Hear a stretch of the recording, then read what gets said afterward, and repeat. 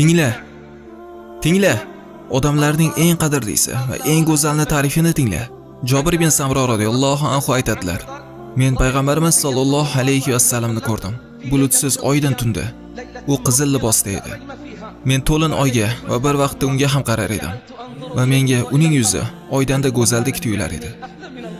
Ka'b radhiyallohu anhu aytadilar: Payg'ambarimiz sollallohu alayhi vasallam bir narsadan quvonsalar, uning yuzi oyning bir parchasidek yorishib ketar edi.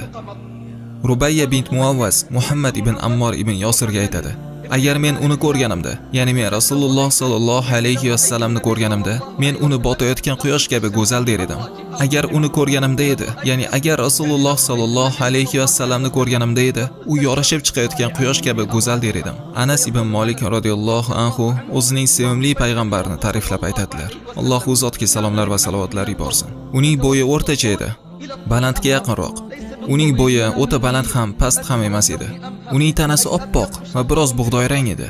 Jobir radhiyallohu anhu aytadilar: Men unga qaraganimda, sallallohu alayhi vasallam, menga u ko'zlariga surma qo'yib olgandek tuyular edi. Bu unday bo'lmagan bo'lsa ham, Ali radhiyallohu anhu uni sallallohu alayhi vasallamni ta'riflab aytadilar: Uning yuzi dumaloq edi, tanasi oppoq, ko'zlari tim qora, uzun kipriklari bilan u zot naqadar go'zal va chiroyli edilar.